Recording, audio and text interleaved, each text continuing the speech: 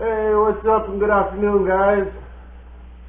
As you can see right here, I'm a K20 in the garage. Got the 6.2 diesel in it, if you haven't seen any of my other videos. What I'm doing today, I got a Vortex engine over there. It's a 5.3 out of a 2002 GMC Sierra. So I'm going to be swapping that engine into this truck.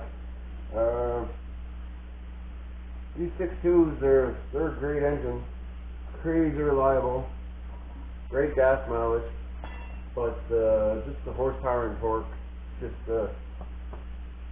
just not there. So yeah, time for an upgrade. Make sure you follow and subscribe if you want to see this complete build too.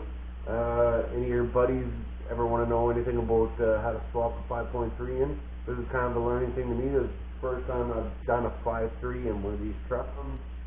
I'm going to make sure I do everything as easy as I can, explain everything as I can for that engine swap. There's going to be 4.8 flywheel has to go on it. Some people are saying about different release bearing. I got engine mount on the way in the mail, because you need to change your location on your mount.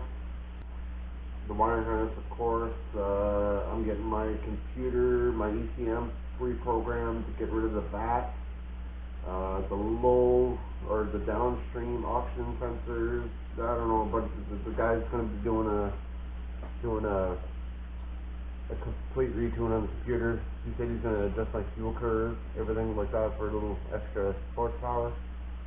So it's going to be an interesting build.